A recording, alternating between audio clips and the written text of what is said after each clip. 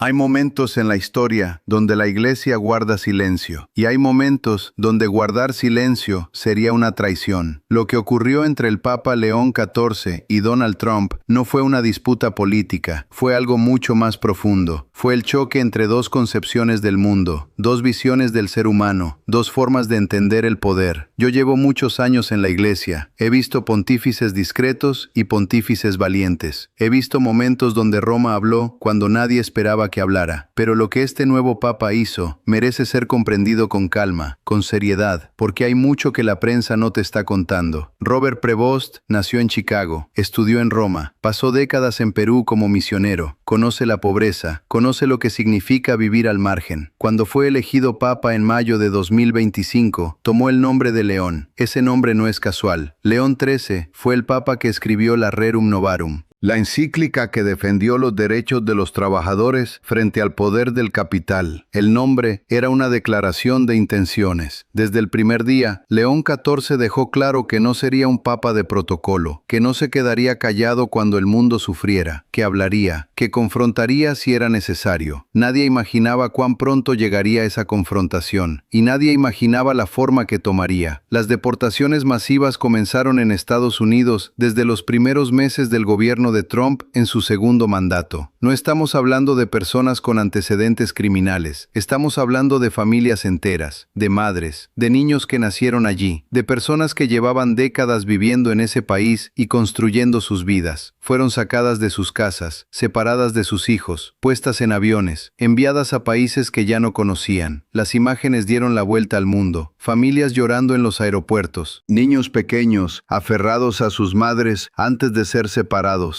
hombres esposados siendo subidos a vuelos militares. El gobierno de Trump lo presentó como una cuestión de orden, de ley, de seguridad nacional. El Papa León XIV lo vio de otra manera. Desde el Vaticano llegó una declaración que nadie esperaba con tanta crudeza. El Papa habló de dignidad humana. Dijo que ninguna ley de ningún Estado puede estar por encima de la dignidad de la persona creada a imagen de Dios. Dijo que separar familias es un acto que hiere la esencia misma de lo que somos como sociedad. Las palabras fueron directas, sin ambigüedades, sin diplomacia vacía. Yo quiero que entiendan algo. El Papa no estaba hablando de política de partidos, no estaba defendiendo a demócratas ni atacando a republicanos. Estaba hablando de algo que la Iglesia lleva 2000 años defendiendo. La persona humana no es un objeto, no es un número, no es un problema a resolver. Es un ser con dignidad sagrada. Y esa dignidad no depende de dónde nació, ni del color de su piel, ni de qué pasaporte tiene. La respuesta de Trump no tardó. En sus redes sociales, el presidente respondió con dureza. Dijo que el Papa se estaba metiendo en asuntos que no le correspondían, que la Iglesia no debía interferir en la soberanía de los estados, que las leyes de migración eran decisión del pueblo americano. Las palabras de Trump circularon por todo el mundo en cuestión de horas. Ahora bien, yo quiero que pensemos en esto con cuidado, porque hay algo que se pierde en el ruido de las noticias. Cuando un líder político le dice a la Iglesia que no se meta en asuntos de Estado, ¿qué está diciendo realmente? Está diciendo que la moral no tiene lugar en la política, que la fe no puede hablar sobre cómo se trata a los seres humanos, que la Iglesia debe quedarse callada cuando el poder actúa. Eso no es nuevo, ese argumento tiene siglos. Cada vez que un rey, un emperador, un dictador quiso hacer algo que violaba la conciencia cristiana, dijo lo mismo, que la Iglesia se quedara en sus asuntos, que la religión era para los templos, no para la plaza pública. Y la historia ha juzgado a esos líderes, y la historia ha juzgado también a las iglesias que callaron cuando debían hablar. El Papa León XIV no cayó, no dio marcha atrás, no suavizó sus palabras. Por el contrario, en una audiencia general en la Plaza de San Pedro, volvió a hablar del tema. Habló de los migrantes que mueren intentando cruzar fronteras. Habló de las familias destruidas. Habló del deber cristiano de acoger al extranjero. Y citó el Evangelio. Citó las palabras de Jesús en Mateo 25. Cuando tenía hambre y me diste de comer, cuando era forastero y me recibiste. No hay margen para la interpretación en esas palabras. Jesús no dijo que acogieras al forastero si tenía los papeles en orden. No dijo que lo ayudaras si su gobierno lo había aprobado. Lo dijo sin condiciones, y el Papa lo recordó sin condiciones. Lo que viene después es lo que más me impresiona, porque la presión sobre el Vaticano fue enorme. Funcionarios del gobierno americano contactaron con representantes de la Santa Sede. Hubo conversaciones conversaciones diplomáticas. Hubo presión para que el Papa moderara su tono, para que las declaraciones fueran más genéricas, menos directas, menos incómodas para Washington. Y el Papa no cedió. Siguió hablando, siguió nombrando lo que veía, siguió poniendo su autoridad moral al servicio de los más vulnerables. Y eso es exactamente lo que debe hacer un Papa. Eso es exactamente lo que la Iglesia existe para hacer. Yo he escuchado a personas decir que el Papa no debería meterse en política. Lo escucho con frecuencia, y entiendo el argumento. La Iglesia no debe ser un partido político, no debe alinearse con ideologías. Eso es verdad. Pero hay una diferencia enorme entre hacer política de partido y defender la dignidad humana. Una diferencia que debemos tener muy clara.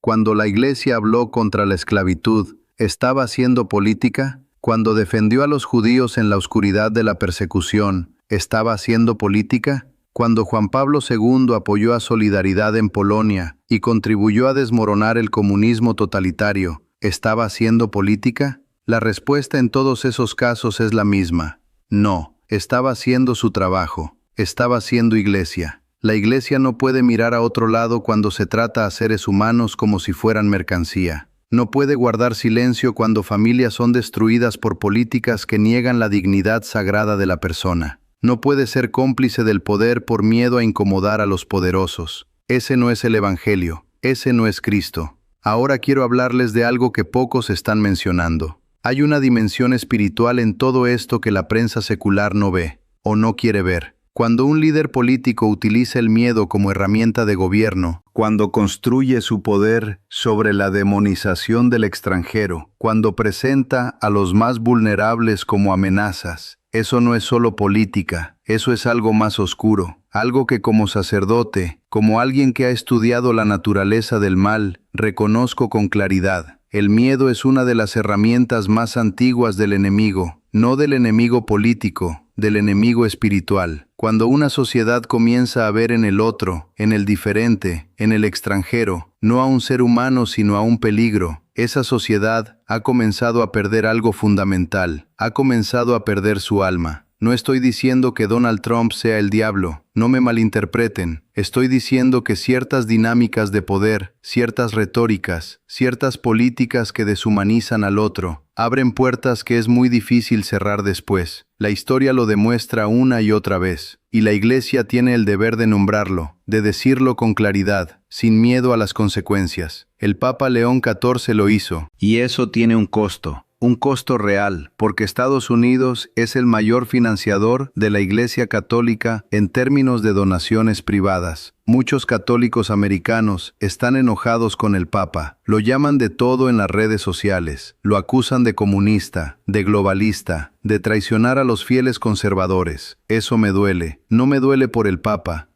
sabe lo que hace y acepta el costo. Me duele porque muestra cuánto hemos perdido la brújula. Me duele porque hay personas que se llaman católicas, que están más enojadas con el Papa por defender a los migrantes que con las políticas que destruyen familias. ¿Cuándo se convirtió el catolicismo americano en algo que pone al partido político por encima del Evangelio? ¿Cuándo aprendimos a filtrar las palabras de Cristo por la ideología antes de aceptarlas? ¿Cuándo decidimos que Mateo 25 aplica solo en ciertas condiciones políticas? Estas son preguntas que debemos hacernos, con honestidad, con humildad. Porque el problema no es solo político, es espiritual. Y si no lo vemos así, nos perderemos algo fundamental en todo esto. Quiero contarles algo sobre la historia del nombre León, porque creo que nos ayuda a entender qué está pasando. León Magno fue el papa que en el año 452 salió al encuentro de Atila, el Huno, cuando éste se acercaba a Roma con su ejército para destruirla. No había ejército romano que pudiera detenerlo. No había defensa militar posible. El Papa salió solo, sin armas, sin ejército, solo con su autoridad moral. Y Atila retrocedió. Los historiadores aún debaten por qué, pero el hecho es que retrocedió. León XIII, en el siglo XIX, Fue el Papa que se atrevió a decir que el capitalismo sin frenos era tan peligroso como el comunismo, que los trabajadores tenían derechos, que la economía debía estar al servicio del ser humano y no al revés. Lo dijeron que era revolucionario, lo dijeron que se estaba metiendo en política. Y hoy esa encíclica, la Rerum Novarum, es considerada uno de los documentos sociales más importantes de la historia moderna. Y ahora León XIV, un papa que lleva ese nombre en un momento donde las fuerzas del nacionalismo, del miedo al otro, de la política del poder, están en auge en todo el mundo. No creo que sea coincidencia, creo que hay una conciencia en ese nombre, una declaración de lo que este pontificado pretende ser. Los que critican al Papa dicen que está siendo ingenuo, que la migración es un problema real, que no se puede simplemente abrir las fronteras, que hay orden, ley, seguridad que respetar. Y tienen razón en que la migración es compleja, tiene razón en que no hay soluciones simples. La Iglesia no niega eso, pero hay una diferencia enorme entre tener políticas migratorias ordenadas y tratar a los seres humanos como si fueran ganado, entre controlar una frontera y separar a una madre de sus hijos, entre aplicar la ley y hacerlo con crueldad deliberada. El Papa no está pidiendo que no haya fronteras, está pidiendo que, cualquiera que sea la política, se respete la dignidad de la persona. Eso es todo. Y eso no es una posición política de izquierda ni de derecha, es simplemente el Evangelio. He tenido conversaciones en los últimos meses con sacerdotes en América Latina, con párrocos que atienden a comunidades de migrantes, con personas que viven en la frontera y ven lo que pasa de cerca. Lo que me cuentan no está en las noticias, no llega a los grandes medios, familias que llevan 10, 15 años en Estados Unidos, personas que nunca tuvieron un problema con la ley, que trabajan, que pagan impuestos, que tienen hijos que son ciudadanos americanos, y un día llegan funcionarios y se los llevan, sin aviso, sin tiempo para despedirse de sus hijos. ¿Saben qué pasa con esos niños? Muchos quedan en el limbo. Nacieron en Estados Unidos, tienen ciudadanía americana, pero sus padres son deportados a países donde ya no conocen a nadie. Esos niños no pueden irse con sus padres porque son americanos, no pueden quedarse solos porque son menores. El sistema los tritura y a nadie parece importarle lo suficiente. El Papa vio eso, lo nombró y dijo que eso no puede ser, que la política no puede producir ese tipo de daño sobre los más inocentes y pretender que todo está bien porque se siguió la ley, porque hay leyes que son injustas y la Iglesia tiene el deber de decirlo. Santo Tomás de Aquino, el más grande de los filósofos católicos, dijo algo que nunca debemos olvidar. Una ley injusta no es una ley, una norma que viola el orden natural, que destruye el bien común, que ofende la dignidad humana, no tiene autoridad moral, no obliga en conciencia. La obediencia ciega a leyes injustas no es virtud, es complicidad. Eso no lo inventó el Papa León XIV, lo dijo Tomás de Aquino en el siglo XIII, lo dijo Agustín de Hipona en el siglo IV, lo dijo la Iglesia durante 2000 años. El Papa solo lo está repitiendo, aplicándolo a las circunstancias concretas de hoy. Yo quiero que piensen en algo. ¿Qué hubiera pasado si la Iglesia hubiera callado en otros momentos históricos? Si nadie hubiera hablado cuando los romanos perseguían a los primeros cristianos. Si nadie hubiera hablado cuando la Inquisición excedió sus límites. Si nadie hubiera hablado durante el nazismo, durante el estalinismo, durante los regímenes militares de América Latina. Cada vez que la Iglesia cayó, pagó un precio enorme, y el mundo pagó un precio aún mayor. El silencio cómplice no es neutralidad, es complicidad. Y cuando el Papa decidió hablar, cuando decidió no ceder a las presiones políticas, cuando decidió poner la dignidad humana por encima de la conveniencia diplomática, estaba siendo fiel a algo mucho más grande que cualquier alianza política. Estaba siendo fiel al Evangelio. Sé que muchos de ustedes que me escuchan tienen opiniones diferentes sobre la migración, sobre Trump, sobre las políticas de control de fronteras. Eso es legítimo. La Iglesia no pide que todos piensen igual en materias políticas concretas, pero sí pide algo. Pide que en el centro de todo análisis, de toda política, de toda decisión, esté la persona humana, su dignidad, su valor irreductible. Si eso no está en el centro, algo está mal. No importa quién gobierne, no importa de qué partido sea. Si una política produce sufrimiento inútil sobre los más vulnerables, debe ser cuestionada, debe ser nombrada. Y eso es lo que hizo el Papa. Quiero terminar con algo personal. He visto en mi ministerio muchas cosas difíciles. He acompañado a personas en sus peores momentos. He estado junto a personas que enfrentaban el mal en sus formas más concretas. Y lo que me ha enseñado esa experiencia es esto. El mal no siempre viene con cara de monstruo. A veces viene con cara de orden, de ley, de eficiencia, de necesidad. A veces el mal se viste de racionalidad y dice que no queda otra opción. Y es precisamente en esos momentos cuando la Iglesia debe hablar más fuerte, no para hacer política, para recordarle al mundo que hay algo que no se puede negociar, que hay una línea que no se puede cruzar, que el ser humano no es un problema a resolver, sino una persona a respetar. El Papa León XIV lo sabe, por eso habló, por eso siguió hablando cuando le pidieron que se callara, por eso no cedió ante la presión, no porque sea valiente, bueno, también porque es valiente, sino porque entiende qué es lo que está en juego, porque entiende que en este momento de la historia, la Iglesia no puede darse el lujo de guardar silencio. El mundo está mirando, los católicos están mirando, los no católicos están mirando, y lo que ven es un Papa que dice lo que piensa, que no tiene miedo al poder, que pone la persona humana en el centro de todo. Eso no es política, eso es evangelio. Y si algo aprendí en todos estos años de ministerio, es que el evangelio siempre incomoda al poder, siempre. Jesús incomodó a los fariseos, incomodó a los romanos, incomodó a los que tenían cómoda su posición, y lo crucificaron por eso. No lo crucificaron por ser amable, lo crucificaron por decir la verdad. El Papa no va a ser crucificado, pero sí está pagando un costo, y ese costo es el testimonio más claro de que está haciendo lo correcto. Porque cuando la verdad no incomoda a nadie, hay que preguntarse si realmente es la verdad. Les pido que recen por el Papa León XIV, que recen por los migrantes, que recen por las familias separadas, que recen por sus países y sus líderes, que recen por nosotros mismos, para que no perdamos la capacidad de ver al otro como lo que es, un ser humano creado a imagen de Dios, digno de respeto, digno de misericordia, digno de justicia. Eso es lo que nos enseñó Jesús, eso es lo que nos recuerda el Papa, y eso es lo único que importa al final de todo. Déjenme hablarles de algo más, algo que muy poca gente está analizando en este contexto. Cuando el Papa León XIV tomó posición pública frente a las deportaciones, no lo hizo de manera impulsiva, lo hizo después de consultar, después de escuchar, después de recibir testimonios directos de obispos en la frontera, de sacerdotes que trabajan con migrantes, de organizaciones católicas que operan en los lugares donde ocurre todo esto. La Iglesia Católica tiene una red de presencia territorial que ningún gobierno del mundo puede igualar. Hay parroquias en cada rincón de cada país. Hay sacerdotes en lugares donde no llegan los periodistas. Hay religiosas que conocen la realidad desde adentro, desde abajo, desde el lugar donde la gente realmente vive. El Papa tiene acceso a esa información, y cuando habló